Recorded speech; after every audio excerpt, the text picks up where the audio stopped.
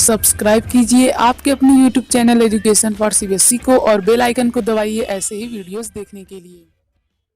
जब हम बात कर लेते हैं मोनरो सिस्टम के बारे में, ठीक है। तो देखिए, हमने महलवारी सिस्टम में पढ़ा था कि यह आपका क्या होता था, यह आपका टेम्पररी होता था।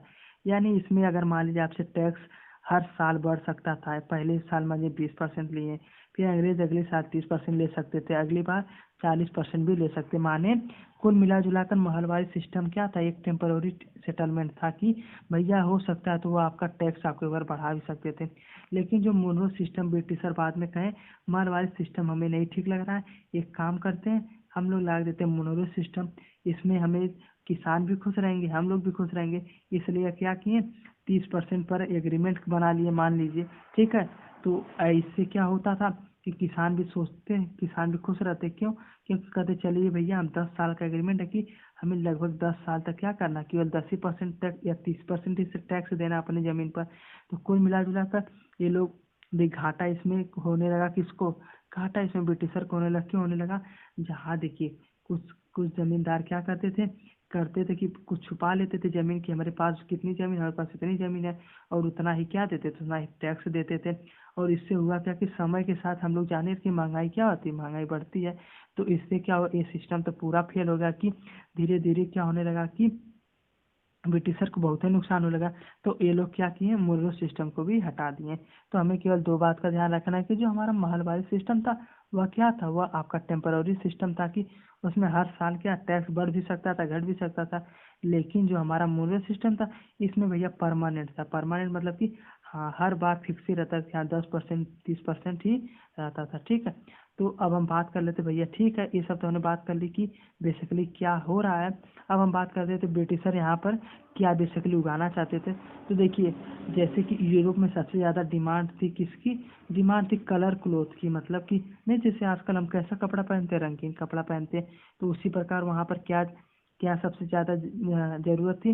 वहाँ पर सबसे ज़्यादा ज़रूरत थी इंडिगो। इंडिगो एक ऐसा प्लांट होता है ना जिससे ब्लू कलर का क्या निकलता है, हाँ ब्लू कलर निकलता है। उसी प्रकार अफीम मतलब जो ड्रग्स है बेसिकली, और चाय और जूट और क्या शुगर केन, ये सब की डिमांड कहाँ पर थी? इस सब की डिमांड थी आपकी बेसिकली यूरोप में। तो ब्रिटिशर चाहते थे कि जो इंडियन फार्मर है कुल मिला जुला कर ये सब चीज़ उगाएं और हमें दें सस्ते प्राइस पर, हम और ले जाकर कहाँ पर, यूरोप में ले जाकर अपने मनमानी बेचें। और ये जो देख रहे हैं आप लोग ये दोनों फिगर, इसमें बेसिकली देखिए पहले के ज़माने में इसी तरह प्रिंटिंग होती थी कपड़ों पर। तो पहले के ज़माने में आज चलती की मशीनें थी नहीं कि बहुत अच्छा अच्छा कलर आए।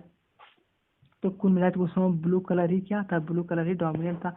तो भैया ये लोग सोचते थे ब्रिटिशर, हम लोग क्या करते हैं कि इंडिया में इंडियन फार्मर कहेंगे आप लोग क्या करिए, आप लोग एक काम करिए, आप लोग इंडिगो प्लांट उगाइए। तो इससे होगा क्या कि हमारे जितने भी यूरोप में चाहिए, मान लीजिए 10% चाह रहा है इंडिगो, तो हम पूरा 10% इंडिया सप्लाई करेंगे। और वैसे भी इंडिया में हम लोग जाने लगे, सस्ता मिल जाएगा और अच्छा भी मिल जाएगा, ठीक है। और जितना भी इंडिगो मतलब इंडिया का प्लांट्स रहता था, वो जो इंडिगो वाला कम पहुंचता था कहाँ पर, यूरोप में। तो और हम लोग जानते हैं जो चीज़ यूरोप में कम, जो चीज़ जहाँ पर कम रहती है उसका पैसा क्या रहता है, उसका पैसा बहुत हाई रहता है, ठीक है। कैसे आप इसको समझें? जैसे आप लोग देखते हैं कभी कभी सब्जी का दाम, मान लीजिए प्याज का दाम कभी कभी 80 रुपये हो जाता है, कभी कभी 20 ही रुपये रहता है। ऐसा क्यों? देखिए 80 रुपये मतलब कि मार्केट में बहुत कम प्याज है, ठीक है। लेकिन जब 20 मतलब कि बहुत ज़्यादा प्याज है। तो कुल मिला जुला कर यह किस पे डिसाइड करता है कि उस सामान वो जो चीज़ है मार्केट में कितनी है। तो स्टार्टिंग में तो बहुत डिमांड थी कि भैया हमें इंडियन ही, क्या नाम से, इंडियन ही इंडिगो चाहिए। लेकिन धीरे धीरे क्या हुआ, धीरे धीरे इसका भी डिमांड कम होने लगा। क्यों? क्योंकि यहाँ पर ज़बरदस्ती जो है ब्रिटिशर क्या करने लगे, फार्मर्स करने लगे, नहीं अपने आप प्लांट में ज़्यादा से ज़्यादा क्या करिए, ज़्यादा से ज़्यादा उगाइए क्या इंडिगो, और हमें कलर दे दीजिए डाई बनाने के लिए, ठीक है। तो कुल मिला जुला कर यही बात थी। और ब्रिटेन जो है फिर इंडिया की तरफ आया कि इंडिया से क्या किया कि भैया आप लोग उगाइए। और यहाँ पर जो देख रहे हैं कि यहाँ पर जो ब्रिटिशर हैं, तो बेसिकली जब कुछ पीजेंट थे, मतलब जैसे हड़ताल करते थे, तो इस तरीके दिखाए गए कैसे परेशान करते हैं। तो ठीक है, तो हम बात कर लेते। चलिए ये बात तो हो गई कि भैया इंडिगो का क्या महत्व था, कि बहुत कहाँ पर ज़रूरत थी, यहाँ कलर को, कपड़े को कलर करने में, ठीक है। तो अब हम बात करते हैं भैया इंडिगो कैसे उगाया जाता है। तो पहला दो तरीके से उगाया जाता था इंडिगो। इंडिगो पहला निज होता था, मतलब कि जो चाहे, दो तरीके होते हैं। निज मतलब समझते हैं, निज मतलब जो अपना हो। मतलब मान लीजिए मान लीजिए कोई एक फार्मर है, उसके पास इतना लैंड है, तो वह इतने लैंड में क्या कर रहा है, इंडिगो उगा रहा है, बाकी में इतना पूरा में इंडिगो उगा रहा है, बाकी बचे हुए में क्या कर रहा है, अपना गेहूं चावल उगा रहा है, जिसके थ्रू क्या करे, अपना जीवन भरण पोषण करे।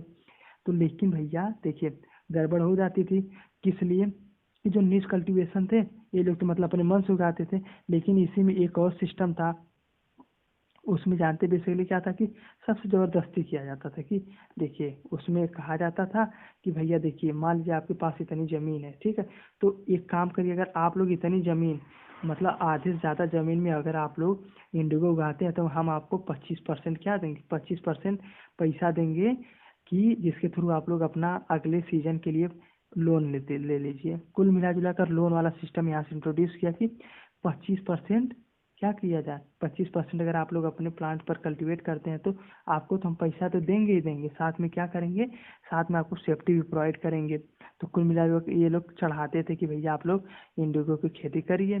तो इसी तरीके होता था। तो लेकिन अब इंडिगो कैसे प्रोड्यूस होता था, पहला इंडिगो में था कि देखिए यहाँ सबसे पहले था कि इंडिगो को काट के लाया जाता था। देखिए यहाँ पर जो औरत है बेसिकली काट के ला रही हैं, फिर उसके बाद क्या कि इसको सुखाया जाता था, फिर उसके बाद पानी में उबाला जाता था, जिसके कारण क्या होता था, डाई जो है नीचे बैठ जाती थी। जैसे आप लोग भी देखते हैं कि मान लीजिए पानी है, उसमें अगर मिट्टी मिला दी कुछ समय तो मिट्टी सटल डाउन हो जाती थी, बिल्कुल हो जाती। उसी प्रकार ये लोग भी इंडिगो यहाँ नीचे बैठ जाता था, और जो नीचे बैठा इंडिगो था उसी को ले जाकर सब लोग क्या करते, सभी लोग बेच देते थे। तो यही 3 स्टेज था। देखिए पहला, देखिए जो आदमी खड़ा है ये वाला, ठीक है, ये वाला आदमी जो खड़ा क्या करता था, इसी से पीटता था किसको, इंडिगो को। और दूसरा आदमी क्या कर रहा है कि उसे एक चीज में पैक कर रहा है, जिसके थ्रू क्या करे, मार्केट में ले जाके बेचे। समझ में आ रहा है कि नहीं, बोलिए हाँ ना बोलिए।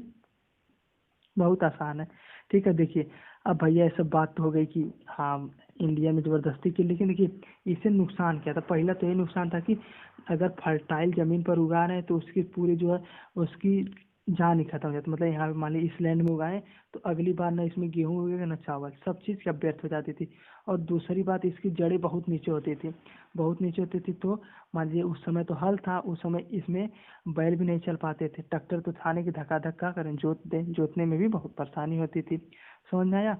तो इसी कारण क्या कि सभी ने विद्रोह किया, भैया देखिए हम ये सब बात नहीं करेंगे, हम केवल हमारा मन करेगा उगाएंगे, हमारा मन कहेगा नहीं उगाएंगे।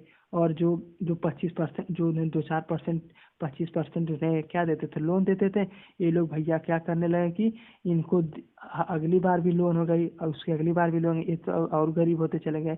तो कुल मिला जुला के इन्होंने कहा भैया देखिए हम आपका कहना नहीं मानेंगे, और हम क्या करते हैं, हम अपने मन से उगाएंगे। तो इसी कारण क्या हुआ, इसी कारण ब्लू रिवॉल्यूशन हुआ। मतलब कि ये लोग नील के प्रति क्या कहें कि भैया हम अपने खेत में नील नहीं उगाएंगे या इंडिगो नहीं उगाएंगे। तो इसके कारण क्या, वो सभी चीज़ें बंद कर दी, और जगह जगह पर इंडिगो को क्या करना पड़ा, बहिष्कार करना पड़ा। और इसी में एक बार गांधी जी ने चंपारण मूवमेंट शुरू किया, कहा कि जितने भी चंपारण के लोग हैं अपने खेत में चाहेंगे तो ही उगाएंगे, क्या इंडिगो, नहीं तो मत उगाएं। तो कुल मिला जुला के यही बात थी। तो यहाँ तक हम लोगों ने पूरा चैप्टर कवर कर लिया। कोई बच्चे कोई भी तरीके का डाउट हो या कोई चीज़ कॉन्सेप्ट नहीं समझ में आए तो कमेंट बॉक्स में पूछ ले, मैं उसको आंसर देने की कोशिश करूँगा। आज के लिए धन्यवाद, ठीक है।